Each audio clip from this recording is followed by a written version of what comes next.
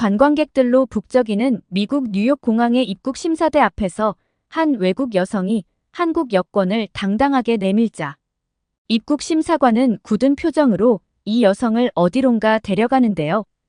방금까지만 해도 밝게 웃고 있던 이 여성의 얼굴 표정은 이미 넋이 나가 있습니다. 도대체 이 여성에겐 무슨 일이 있었던 것일까요? 오늘의 사연은 해외 커뮤니티 레딧에 올라온 사연입니다. 안녕하세요. 저는 알리나입니다. 현재 한국에서 살고 있는 불가리아 출신이죠.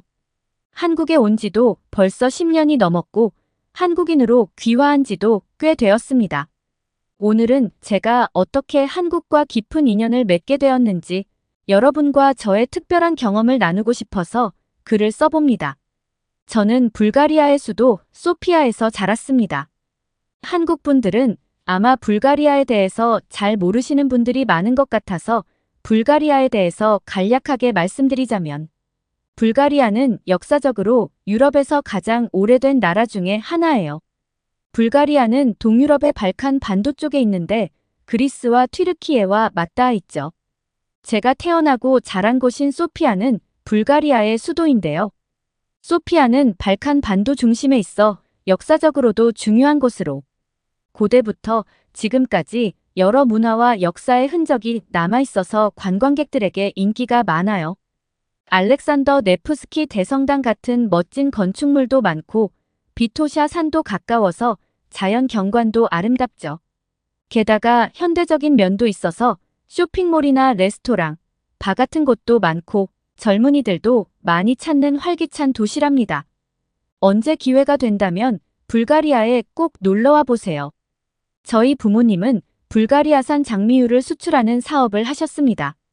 불가리아에선 장미유와 라벤더유 같은 에센셜 오일이 유명한데 특히 이곳의 장미유는 품질이 뛰어나서 전 세계적으로 인기가 많거든요.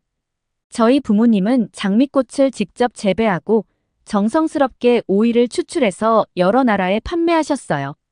덕분에 저는 어릴 때부터 장미 향기 속에서 자라났다고 해도 과언이 아니죠.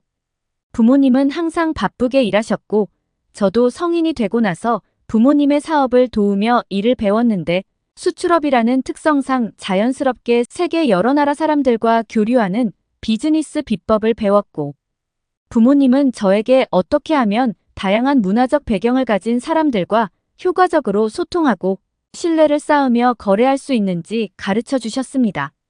부모님의 사업은 제가 합류하고 나서 더욱 번창하기 시작했습니다. 초기에는 주로 동유럽 국가들과 거래를 하셨지만 저의 참여로 서유럽과 북미 지역으로 수출 시장을 확장했어요. 그 바람에 저는 다양한 국제무역 박람회와 비즈니스 미팅에 참석하게 되었고 점차 해외 출장을 도맡아 하게 되었습니다. 처음엔 두려움도 많았는데 사람들을 자주 만나다 보니 점차 자신감을 갖게 되었는데요. 이 과정에서 만난 사람들과의 교류하면서 사업적 감각도 익힐 수 있었고 그들의 다양한 문화를 이해하는 능력도 키울 수 있었습니다. 한 번은 튀르키예에서 열린 국제무역 박람회에서 기업인 아흐메트 씨를 만난 적이 있어요. 아흐메트 씨는 초면인 저를 마치 오래전부터 알고 있었던 친구를 대하듯 가까이 다가왔어요. 혹시나 제가 아흐메트 씨를 기억하지 못하는 것일까 착각할 정도였는데 그날 처음 만난 것이 분명했어요. 그는 마치 저의 개인적인 상황을 다 알고 있다는 듯이 부모님의 안부와 결혼이나 자녀의 유무 등 자칫 민감할 수 있는 질문들을 하더라고요. 저는 조금 당황스러웠습니다. 보통 비즈니스 미팅에서는 바로 업무 이야기를 시작하는 것이 일반적이었기 때문에 그의 방식이 낯설었죠. 그러나 아흐메트 씨가 이렇게 하는 데에는 이유가 있었습니다. 튀르키예에서는 개인적인 이야기를 나누며 관계를 쌓고 신뢰를 구축하는 것이 매우 중요하게 생각한다는 것을 나중에서야 알게 되었죠. 아흐메트 씨는 저와 차를 마시며 천천히 이야기를 나누며 서로를 더 잘 알아가고 더 깊은 신뢰를 쌓고자 했던 거예요. 아흐메트 씨는 자신의 가족 사진을 보여주며 자랑스럽게 이야기했고 저도 점차 마음을 열고 제 이야기를 나누게 되었습니다. 저는 아흐메트 씨의 인간적인 접근 방식을 보면서 비즈니스 관계를 넘어선 개인적인 친밀감이 얼마나 중요한지 깨닫게 되었고, 저도 그들의 방식을 배워 제 사업에 적용할 수 있었어요. 하지만 이렇게 치열하고 열정적으로 일했던 저는 점점 지쳤어요. 처음에는 모든 일이 즐겁고 보람찼지만 하루도 쉬지 않고 일을 하다 보니 어느 순간 번아웃이 찾아왔습니다. 그동안 일에 몰두하면서 쌓여온 피로가 한꺼번에 몰려온 것입니다. 하지만 곧 다가올 미국 출장은 저에게 매우 중요했습니다. 이번 출장은 제 경력에서 가장 큰 도전이자 엄청난 규모의 수출 계약을 성사시키기 위한 중요한 기회였거든요. 이 계약만 성사된다면 우리 회사의 매출은 크게 증가할 것이고 글로벌 시장에서의 입지도 더 탄탄해질 것 같았어요. 그래서 저는 이번 출장을 위해 온 힘을 다해 준비했고 미국 출장을 마지막으로 당분간 일을 쉬기로 결심했습니다. 잠시라도 쉬면서 재충전하지 않으면 제가 나가 떨어질 것 같았어요. 열심히 준비해서 미국으로 출국했는데 미국에 얼마나 힘들게 입국했는지 몰라요. 불가리아는 유럽연합 회원국이므로 대부분의 EU 국가들에서는 비교적 간단하게 입국할 수 있어요. 여권만 보여주면 간단히 통과할 수 있고 특별한 질문도 없이 빠르게 진행되죠. 하지만 미국은 상황이 완전히 달라집니다. 미국에 처음 입국했을 때의 기억은 아직도 생생해요. 긴 비행 끝에 지친 몸을 이끌고 입국 심사대에 섰어요. 긴 줄을 서서 기다리는 것도 힘들었지만 진짜 시련은 그 후에 시작되었습니다. 입국 심사관은 제 여권을 유심히 살펴보더니 여러 가지 질문을 하기 시작하는데 그 질문이 오늘 밤이 되어도 끝나지 않을 것 같았어요. 미국에는 왜 오셨나요? 얼마 동안 머무를 예정인가요? 불가리아에서 어떤 일을 하십니까? 같은 질문들이 끊임없이 이어졌고 심지어는 이전 여행 기록까지 꼬치꼬치 묻더군요. 그 과정에서 불편한 기분이 들었고 마치 제가 무언가 잘못한 사람처럼 느껴졌습니다. 그뿐만 아니라 별도의 방으로 안내되어 추가 검사를 받기도 했습니다. 가방을 하나하나 열어보며 철저히 검사하는데 그때의 스트레스는 이루 말할 수 없었습니다.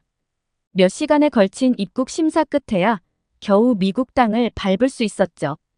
이렇게 미국 입국 과정에서 받았던 고통을 겪고 나니 다시는 미국에 가고 싶지 않다는 생각까지 들 정도였답니다. 어렵게 밟은 미국 땅에서 출장 일정을 소화하던 어느 날 저는 뉴욕의 한 카페에 잠깐 쉬려고 들어갔어요. 일과 피로에 지친 저는 따뜻한 커피 한 잔이 절실히 필요했죠. 카페에 들어가 자리를 잡고 커피를 주문하던 중 익숙한 얼굴이 눈에 띄었습니다. 바로 한국인 주형식 씨였습니다. 주형식 씨는 한국에서 열린 국제무역 박람회에서 처음 만난 사람이었어요. 형식 씨는 부산에서 자란 한국인으로 그의 외모는 단정하고 친근감이 넘쳤습니다. 그는 진지하면서도 유머 감각이 좋아서 항상 상대방을 편안하게 해주는 성격의 소유자였죠. 우리는 몇 차례 이메일과 전화로 연락을 주고받으며 비즈니스 관계를 유지해왔는데 마침 그도 새로운 비즈니스 관계자를 찾기 위해 무역 박람회에 온 것이었어요. 이렇게 멀리서 우연히 다시 만나게 되다니 정말 반가웠죠. 저희는 자연스럽게 이야기를 나누었고 서로의 안부를 물었어요. 저는 미국 출장을 마지막으로 일을 잠시 쉴 거라고 이야기했어요. 그러자 형식 씨는 제 상태를 눈치채고 따뜻한 위로의 말을 건네더군요. 그리고 지금도 충분히 잘해왔고 이제 잠시 쉬면서 자신을 돌볼 시간을 가지면 다시 좋아질 거라고 말했어요. 그날 우리는 카페에서 이야기를 나눈 후 뉴욕에서 몇 번 더 만났어요. 시간이 날 때 조용한 공원 산책도 함께 했고 한 번은 저녁도 함께 먹었어요. 형식 씨는 자신의 소울푸드라며 함께 먹자고 뉴욕에서 유명한 한식 레스토랑에 저를 데리고 갔는데 그곳은 뉴욕의 번잡한 분위기와는 달리 조용하고 아늑한 곳이었습니다. 레스토랑에 들어서자마자 형식 씨는 갈비찜과 해물파전을 주문하더라고요. 갈비찜은 부드러운 소갈비가 진한 양념에 푹 익혀진 요리로 형식 씨는 이 식당의 갈비찜은 어머니가 해주시던 맛과 비슷하다며 어릴 적부터 먹던 음식이라 항상 마음이 편안해진다고 말했어요. 갈비찜을 한 입 먹었을 때 그 깊은 맛과 부드러운 고기에 저는 놀랐습니다. 한국 음식이 이렇게 맛있는 줄 몰랐거든요.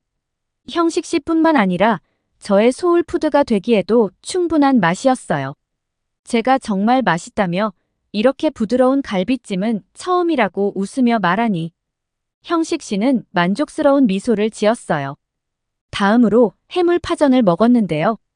해물파전은 바삭하게 부쳐진 해산물과 파의 조화가 일품인 요리였습니다. 형식 씨는 한국에선 비 오는 날 파전에 막걸리를 먹곤 하는데 그런 날에 먹어야 특히나 맛있다며 한국에 놀러 오면 비 오는 날 파전을 사주겠다고 했어요. 저는 해물파전을 맛보고 눈을 감으며 감탄했습니다.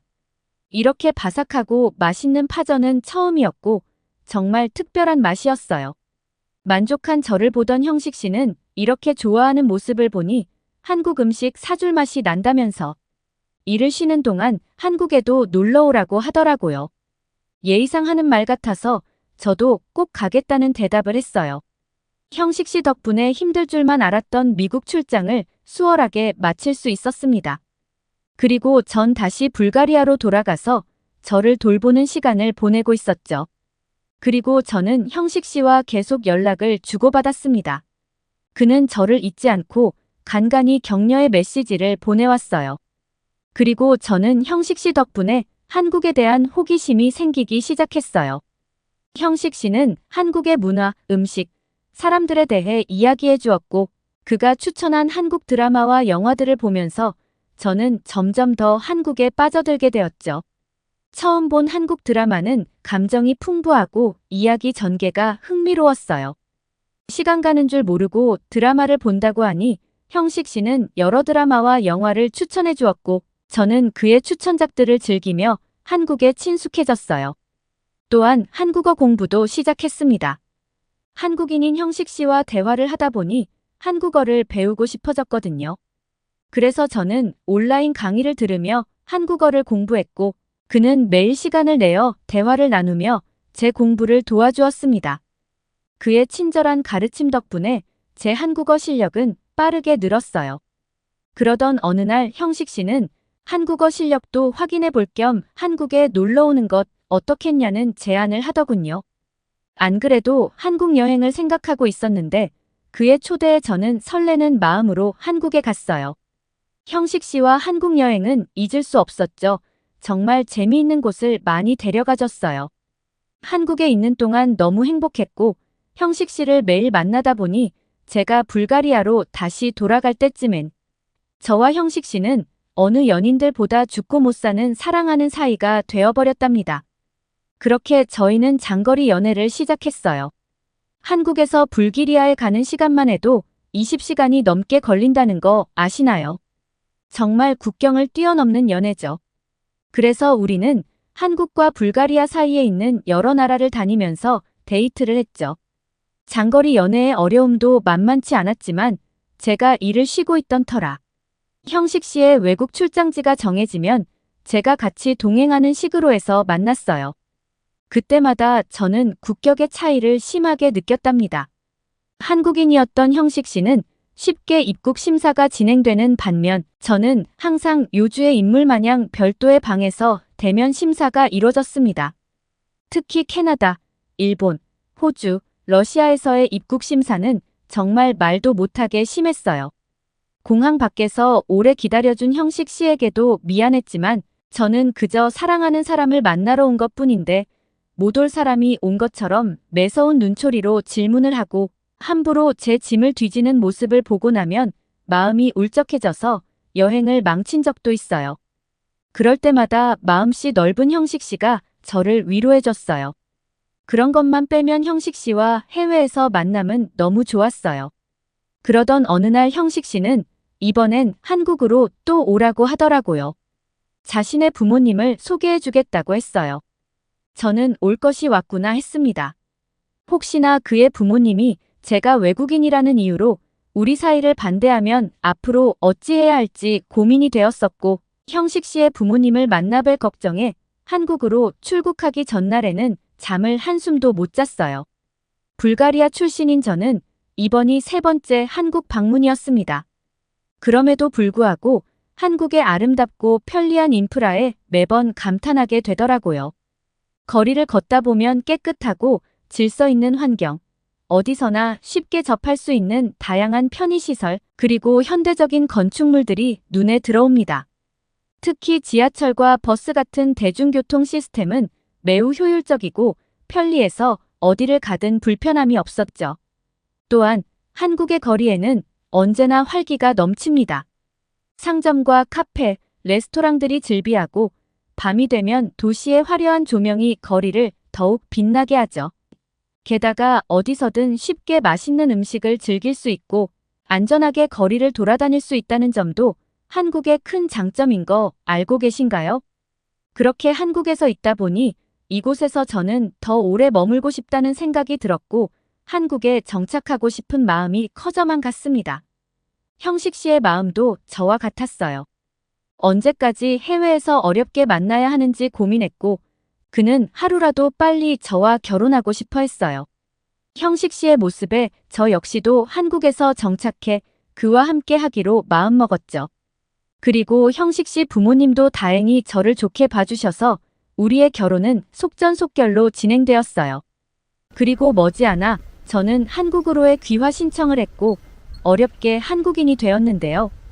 제가 한국인이 되고 나서 진짜 놀랬던 것이 저는 같은 사람인데 국적 하나로 제가 해외에서 받는 대우가 달라지더라고요. 한국인이 되고 나서 제가 해외에서 경험한 입국 심사에서는 180도 다른 세계였죠. 한국인이 되어 한국 여권을 가지고 첫 여행은 일본이었어요. 예전에 도쿄를 처음 방문했을 때는 서툰 영어 발음으로 여러 질문을 받아야 했었는데 이번에는 비자 없이 쉽게 입국할 수 있었죠. 처음으로 가뿐하게 통과한 입국 심사는 여행의 시작을 한층 즐겁게 해주었어요. 남편이 그동안 이렇게 편하게 살았다니 내심 부러운 마음도 들었네요. 일본에서도 K-팝과 한국 드라마가 인기를 끌고 있어 한국어를 잘하는 젊은이들이 많았는데 쇼핑을 할 때나 관광을 할 때 한국어로 대화할 수 있어서 정말 편하고 좋더라고요. 그들은 제가 서양인의 외모를 하고 있으면서 한국어를 유창하게 구사하니 어떻게 그렇게 한국어를 잘 배울 수 있었냐며 놀라워해서 어깨가 으쓱해졌습니다. 자신감이 생긴 저는 결혼 기념일마다 가까운 해외라도 꼭 여행을 가자고 남편에게 말했어요. 제가 활동하는 귀화한 외국인들을 위한 커뮤니티에 제 경험담을 올렸더니 반응이 폭발적이었습니다. 그런데 저보다 더 놀라운 사람의 사연도 있었어요. 사우디아라비아를 다녀온 영민 씨의 이야기가 정말 인상 깊었는데요. 영민 씨는 인도 출신의 귀화자로 이슬람 신자였습니다. 그는 사우디아라비아에 가서 이슬람교의 성지인 카바 신전을 방문하고 싶어 했는데 원래 대부분의 무슬림들은 성지 순례를 위해 50만 원에 가까운 비자 비용을 지불해야 하고 인터넷 신청은 불가능해 현지에서 직접 비자를 받아야 하는데 글쎄 한국 여권을 소지한 덕분에 20만 원도 안 되는 돈을 내고 인터넷으로 간편하게 비자를 받았다는 거죠. 무슬림들이 그렇게 원했던 성지 순례를 한국 여권을 가진 사람은 간단하고 저렴하게 할 수 있었던 것입니다. 놀랍지 않나요? 뿐만 아니라 엘레나의 사연도 정말 통쾌했어요. 그녀는 아제르바이잔 출신으로 해외 출장을 갈 때마다 까다로운 입국 절차로 힘든 시간을 보내곤 했고 특히 비자 발급 과정에서 여러 가지 서류를 제출하고 입국 심사에서 추가 질문을 받는 것이 일상이었대요. 그러나 한국으로 귀화한 후 그녀의 삶은 완전히 바뀌었다는 거죠. 얼마 전 그녀는 한국인이 되고 나서 처음으로 독일로 휴가를 갔는데요. 프랑크푸르트 공항에 도착했을 때 여느 때처럼 입국 심사대 앞에 섰고 한국 여권을 내밀었는데 그녀의 외모가 전형적인 한국인과는 다르다 보니 입국 심사관은 잠시 어리둥절한 표정을 지었다고 해요. 심사관은 여권을 보고 다시 한번 엘레나를 쳐다보더니 한국어로 몇 마디를 건네더라는 거죠. 그녀가 유창하게 한국어로 대답하자 심사관은 고개를 끄덕이며 이해했다는 표정을 지으며 한국인이시군요. 환영합니다 라고 말하며 아무런 문제 없이 한국 여권의 입국 도장을 찍어주었다고 해요. 그때 그녀는 얼마나 기뻤는지 모른다며 예전 같았으면 여러 번의 질문과 서류 검토, 그리고 긴 기다림이 있었을 텐데 한국 여권 덕분에 손쉽게 입국할 수 있었고 한국 여권을 가지고 있다는 것이 얼마나 큰 혜택인지 다시 한번 느꼈다고 해요. 이제는 해외 출장을 가거나 여행을 할 때 더 이상 입국 절차 때문에 스트레스를 받지 않아도 되니 너무 좋고 한국으로의 귀화가 인생을 이렇게 바꿔줄 줄은 몰랐다며 한국인의 자부심을 가지고 살아야겠다고 했죠. 저에게는 미국 여행이 아마도 최고의 입국 심사가 아니었을까 합니다. 미국 입국 심사가 90초 만에 끝났다고 하면 믿겨지시나요? 저는 대한민국 국민으로서 글로벌 엔트리 프로그램을 이용했고 악명 높기로 유명한 미국 입국 심사를 키오스크를 통해 빠르고 간편하게 통과했어요. 물론 키오스크에서 무인 입국 심사를 마친 후 입국 심사장 출구에서 간단한 대면 확인이 필요하긴 했지만 자국민 입국 심사 수준으로 간단하게 진행하고 소요 시간이 매우 짧아서 일반 입국 심사랑 체감하는 편리함이 남달랐어요. 한국인이 아니었을 땐 미국 땅 한번 밟는 게 그렇게 힘들더니 한국인이 되고 나니 90초 만에 미국 땅을 밟게 된 정말이지 경이로운 순간이었습니다. 한국인으로 태어나신 분들은 한국 여권 파워가 당연하다고 느낄 수도 있을 것 같아요. 하지만 저는 한국인이 아닌 경우의 상황을 경험해 보았고 지금은 한국인이 된 사람으로서 느끼는 한국의 힘은 정말 대단하다는 것을 뼈저리게 느낀답니다. 그리고 지금은 한국인이 된 사람으로서 감사한 마음으로 가족들과 한국에서 행복하게 살겠습니다. 모두들 건강하고 행복하세요. 오늘의 사연 어떠셨나요? 오늘의 사연이 좋으셨다면 구독과 좋아요를 눌러주세요. 여러분의 구독과 좋아요는 영상 제작에 큰 힘이 됩니다. 더욱더 감명 깊은 사연으로 찾아뵙겠습니다. 끝까지 시청해주셔서 감사합니다.